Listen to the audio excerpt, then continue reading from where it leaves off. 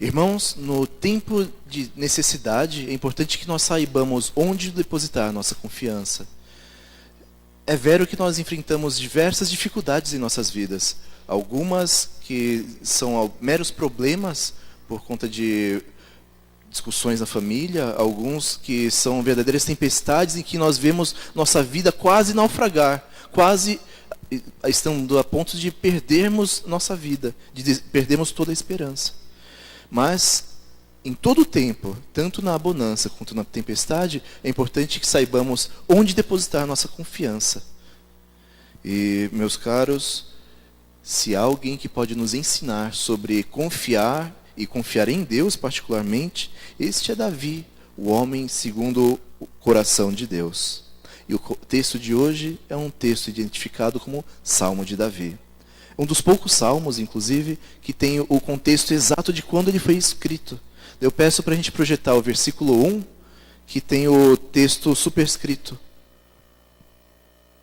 O Salmo de Davi, como quando fugia de Absalão, seu filho. Bom, tudo bem, não funcionou a projeção, mas é isso que está escrito. Esse é o contexto do nosso salmo. Então, havia uma grande situação em que Davi havia se envolvido.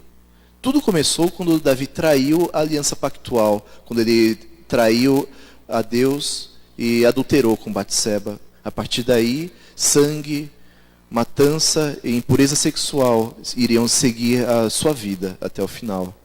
Com isso, ele recebeu a punição de Deus. Teve o perdão, de maneira que a vida dele foi poupada, mas o fruto do adultério com Batseba pereceu.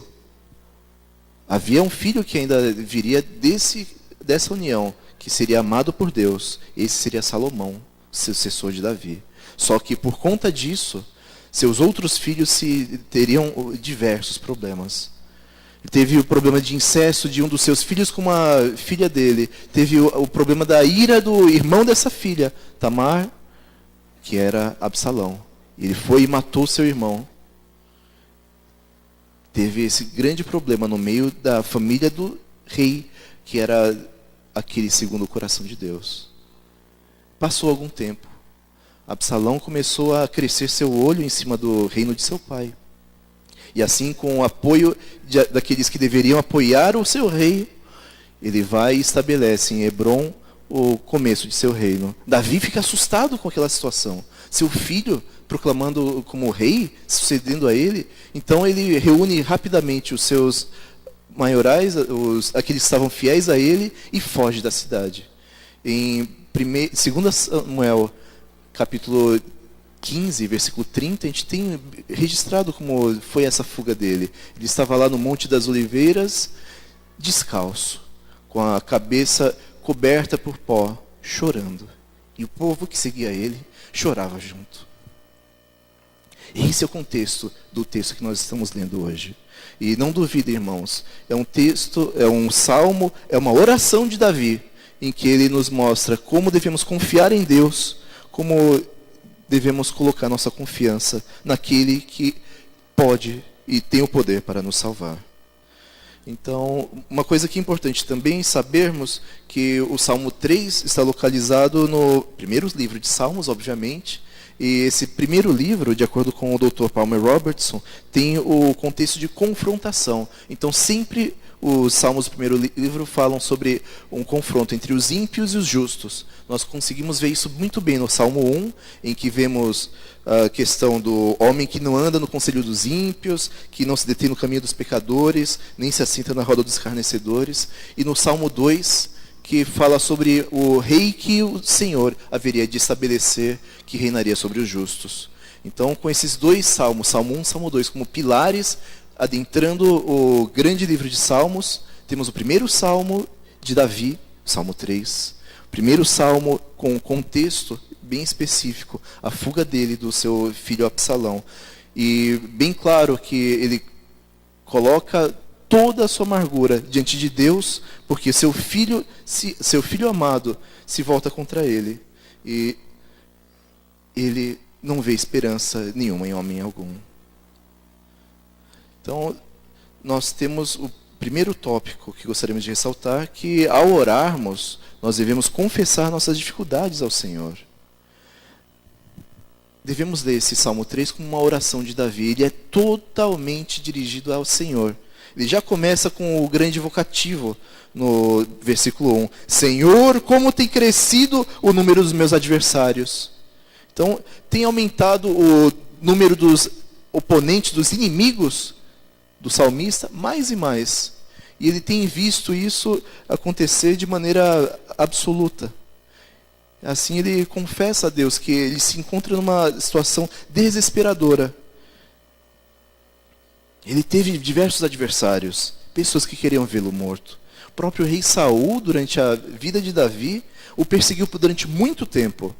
Abner, general de Saul, se opôs a Davi também, mesmo após a morte do rei anterior. Os reis de sua vizinhança mal poderiam esperar a oportunidade para pôr as mãos em Davi, porque ele foi grande general que matava milhares. O que Davi realmente não esperava é que seu próprio filho, carne de sua carne, Absalão, faria tão grande mal, se armando e se voltando contra ele. Por isso ele conta quão numerosos meus inimigos. Temos essa visão dos que se levantam também, continuando essa ideia, um aspecto progressivo. Na visão do salmista de Davi, mais e mais pessoas se levantavam contra ele, se levantavam para se opor a ele. Então, essa ideia de revolta, de levante, de insurreição, de guerra civil, se avolumando, acontecendo naquele mesmo momento.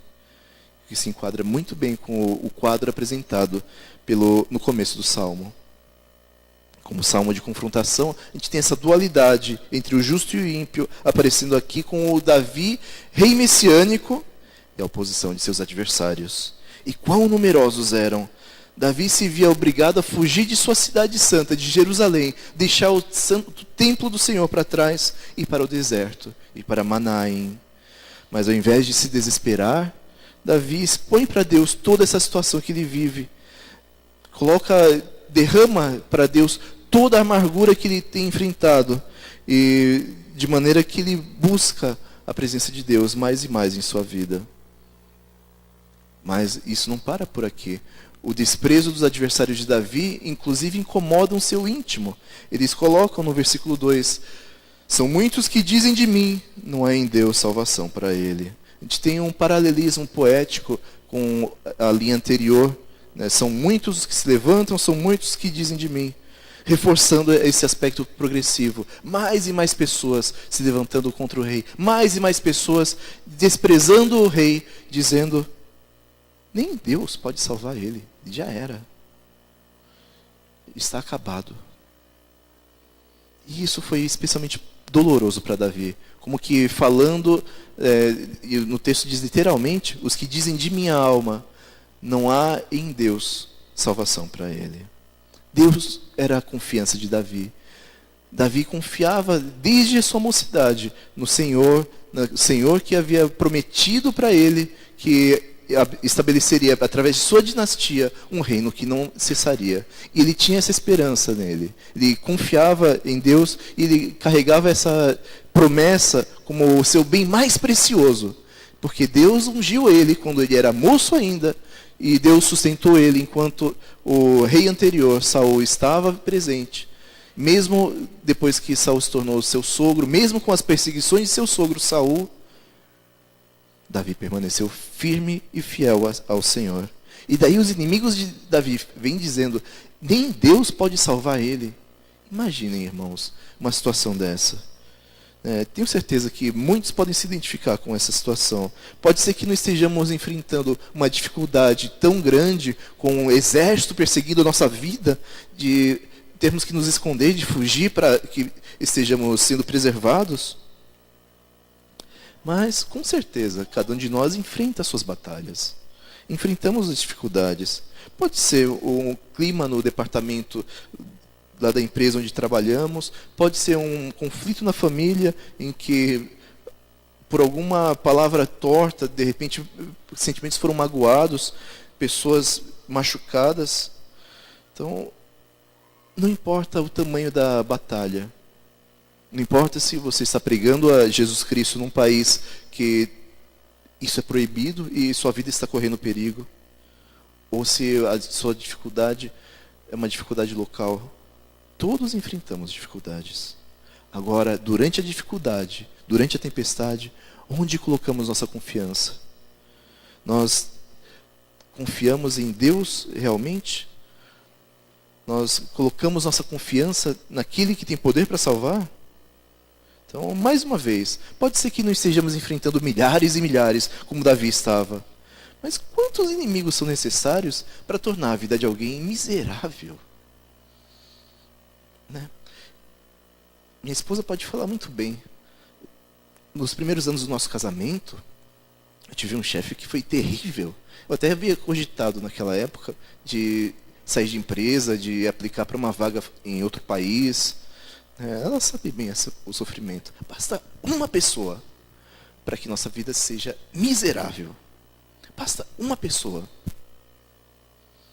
E ainda assim, provavelmente nós tivemos mais do que isso nas nossas vidas enfrentando, para que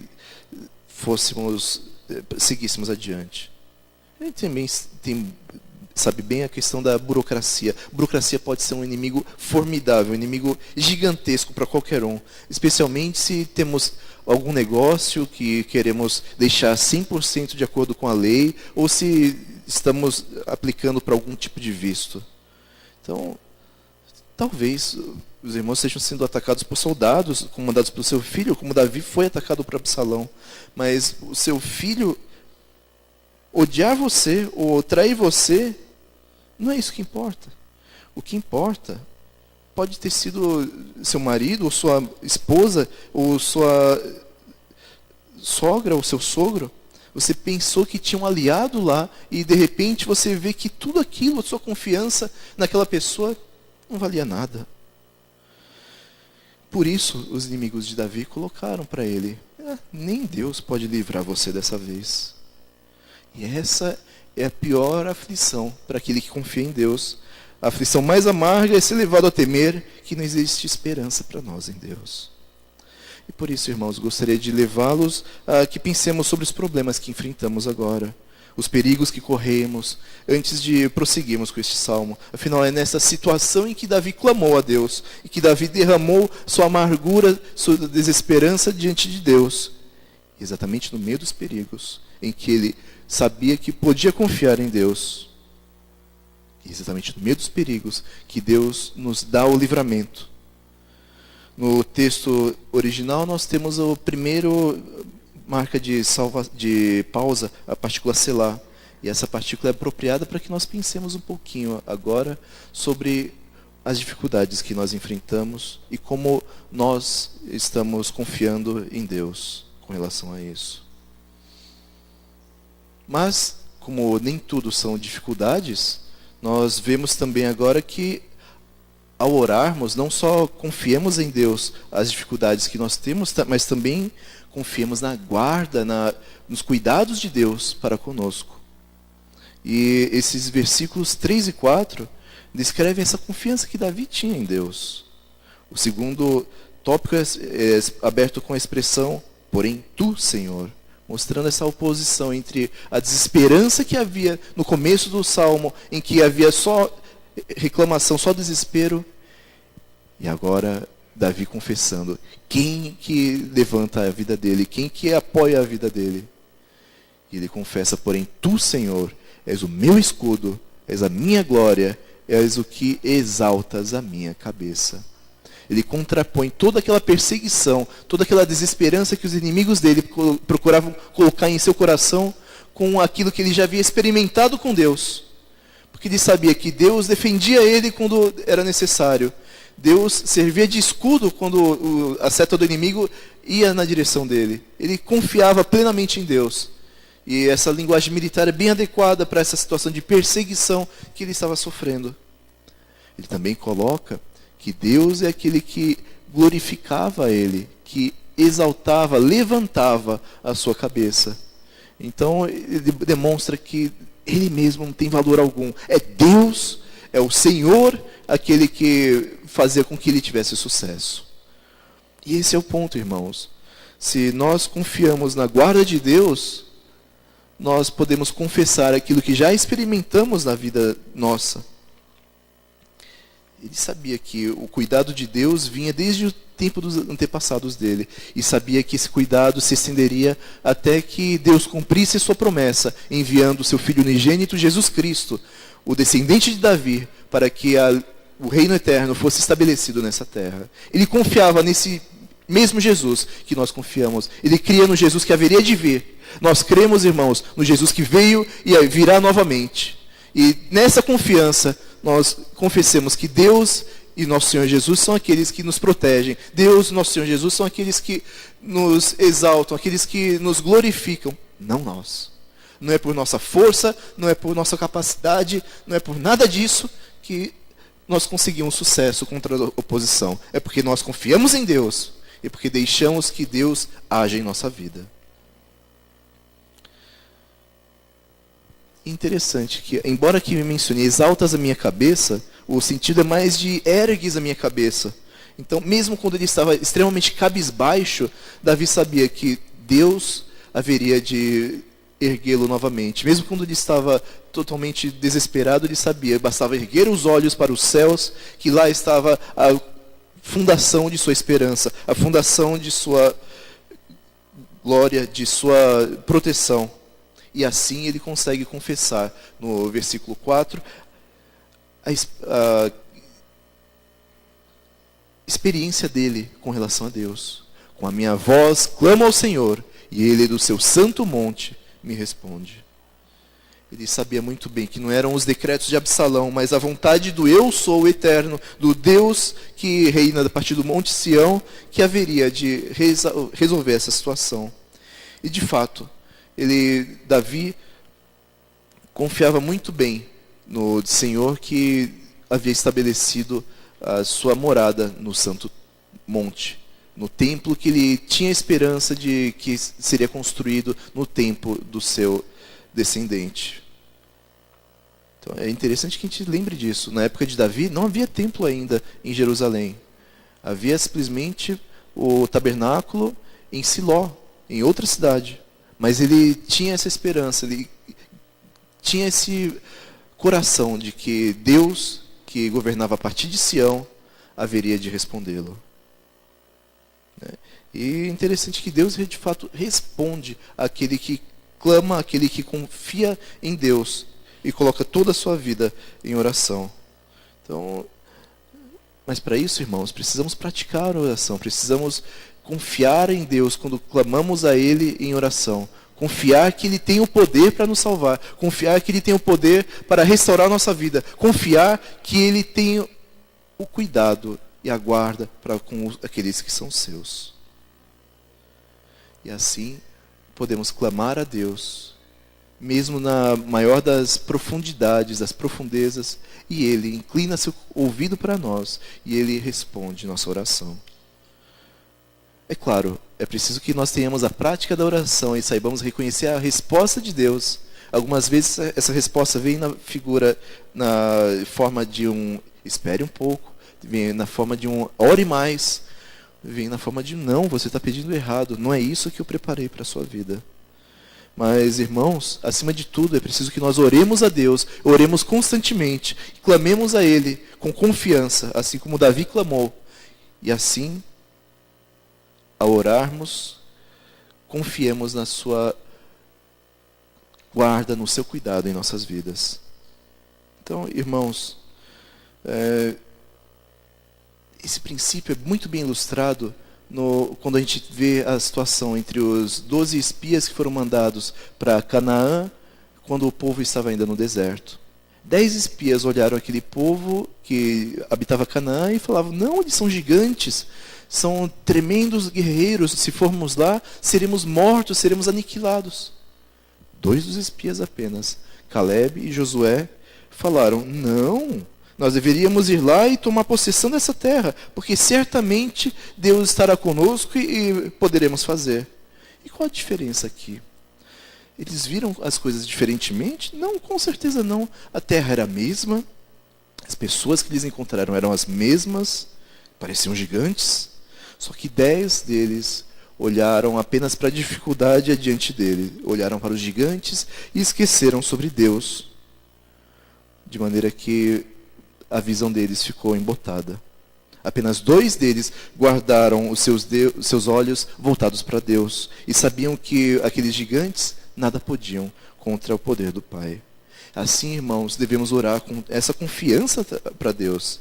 Se nós não temos essa confiança em Deus, um escudo contra inimigos, alguém que nos ergue a face quando estamos para baixo, alguém que responde nossas orações, então é um bom momento para que nós pensemos sobre como nós temos interagido com Deus, como tem sido nossa vida com Ele.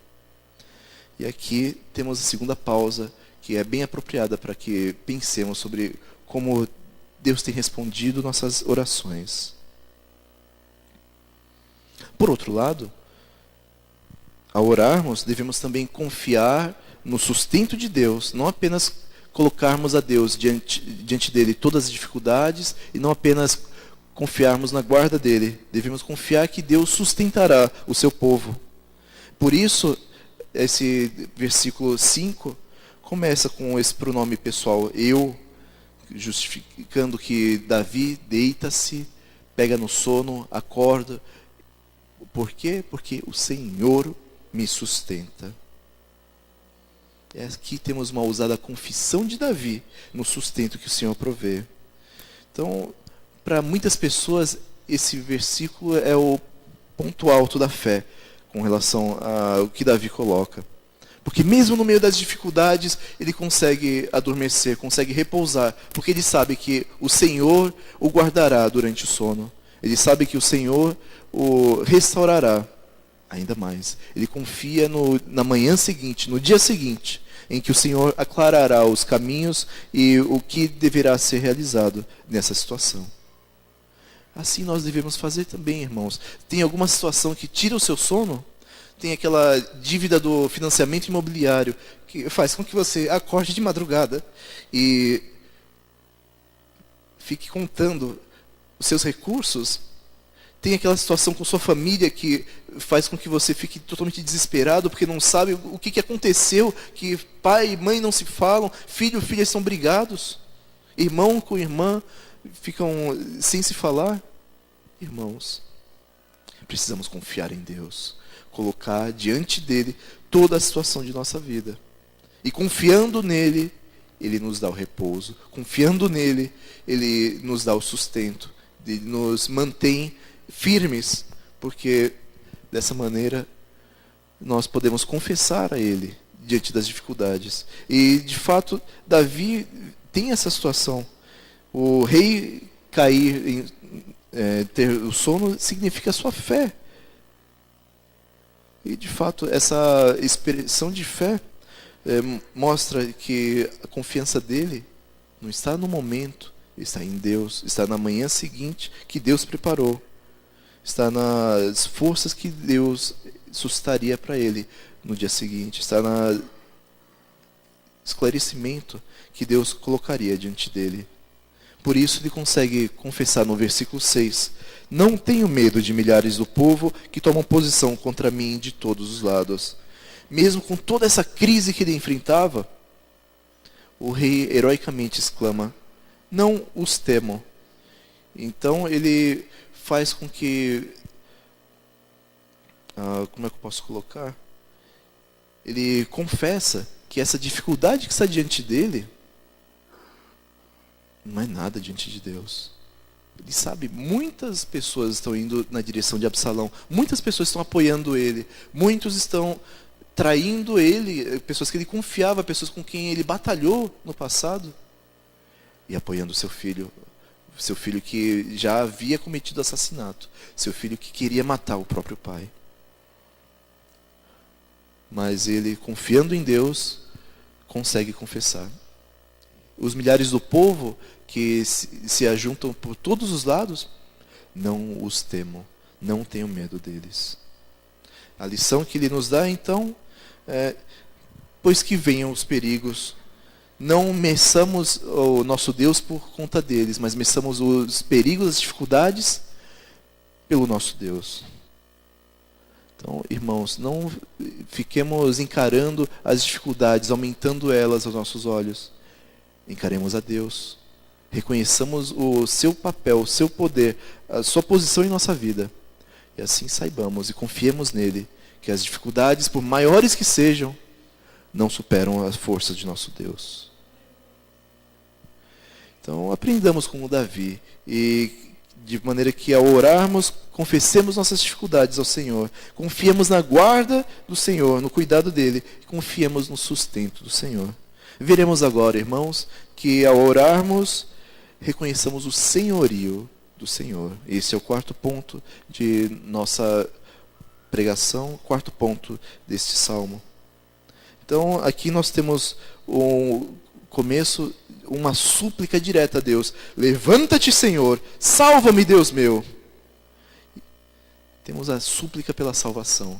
Davi confiava no Deus que estava com ele desde a juventude. Ele confiava naquele que havia prometido que a sua dinastia não desapareceria. E confiava no Messias que havia sido prometido. O mesmo Messias em que nós confiamos, irmãos. Em que pelo menos devemos confiar. Pois somente Jesus tem o poder para nos salvar das dificuldades que temos. Somente Ele tem o poder para nos salvar do pecado que nós enfrentamos. Do pecado que carregamos. Então, essa última sessão nós temos o pedido, o clamor de Davi pela salvação, um clamor incessante a Deus. E por outro lado, a confiança de que Deus já providenciou, já deu início à salvação que ele necessitava.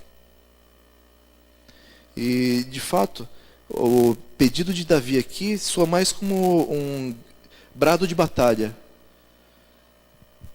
Ele se vê no meio da dificuldade, não vê esperança nos homens, mas ele fala: levanta-te, Senhor, salva-me, Deus meu.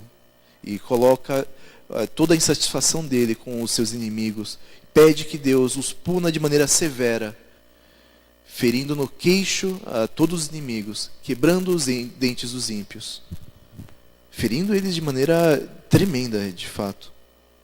E, de fato, Deus atende essa oração.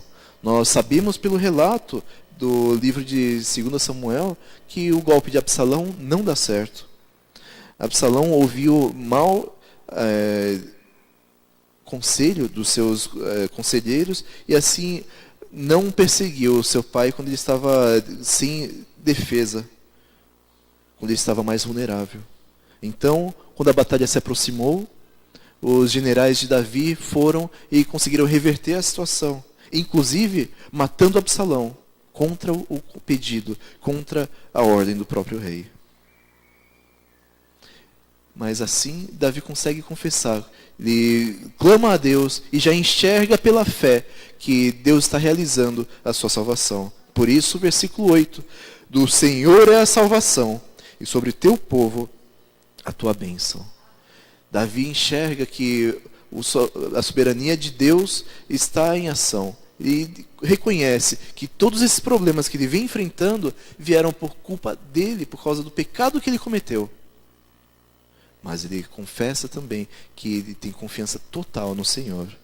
E somente Deus pode salvar a vida de Davi nessa situação. Somente Deus tem o poder para salvar a nossa vida do que quer que esteja dominando os nossos pensamentos, irmãos. Se é dificuldade financeira, se é problemas de saúde, se é problemas na família, irmãos, confessemos que Deus tem o poder para nos livrar disso. Se é o nosso pecado que tem nos perseguido, que confessemos a Ele, que entreguemos totalmente nossa dificuldade nas mãos dEle, pois somente nosso Senhor Jesus pode resolver nossos problemas, nossas situações. Por isso, irmãos, quem já teve essa experiência com Deus, não pode duvidar do poder da oração, qualquer que tenha sido a resposta recebida. Ao contrário dos deuses das nações, que não têm capacidade para ouvir e responder a queixas do seu povo, o Deus verdadeiro, o Senhor vivo, aquele a quem Davi clamava, aquele que haveria de enviar o seu Filho unigênito, Jesus Cristo, para que salvasse aqueles que confessam seu nome. Esse Deus tem o poder para salvar o teu povo. Ele tem os ouvidos para inclinar para as súplicas do seu povo. O Senhor quis responder a Davi, ouviu sua oração. Ainda mais, Ele sustentou Davi no meio das aflições. Ele cuidou de Davi quando tudo mais levava a desespero. Nós temos experimentado essa graça da oração atendida, irmãos? Ou algo tenha impedido nossas orações de serem atendidas pelo Senhor? Por isso, do ponto de vista da nova aliança, o crente deve aprender a orar, primeiramente, diretamente a Deus, da mesma maneira como Davi, orando: Senhor meu, Deus meu, salva-me, livra-me. E nossas orações devem ser dessa maneira, focadas no bem-estar de todo o povo de Deus. De outra maneira, nossas orações podem meramente se degenerar em pedidos, como é que eu posso colocar? Totalmente vazios, obrigado, totalmente desprovidos de conteúdo diante de Deus, focados apenas na nossa própria necessidade, nossa própria vontade. Seguindo o exemplo de Davi completamente, a bênção do Senhor virá plenamente nas nossas vidas. Assim, irmãos, vemos o poder da oração em tempos de tribulação. A confiança que devemos colocar somente em Deus, no Deus que salva, no Senhor Jesus, que pode nos livrar dos nossos pecados, que pode nos livrar das nossas dificuldades. Deus ouve nossas orações e ainda mais, Ele enxerga as dificuldades que enfrentamos, vê o nosso coração, sonda profundamente o nosso ser e Ele sabe onde está a nossa confiança. Nós vimos aqui, irmãos, que os crentes devem dirigir suas súplicas ao Senhor. Afinal de contas, o Senhor defende, sustenta e salva seu povo. Assim, que aprendamos com Davi. Oremos a Deus no tempo de aflição, oremos a Deus no tempo de paz, no tempo de bonança. Oremos a Deus continuamente, pois Ele é o nosso escudo, Ele é a nossa fortaleza, Ele nos fortifica, fortalece e dele provém o livramento para nossas vidas. Deus nos dá a salvação e essa salvação tem um nome: Jesus Cristo. Oremos.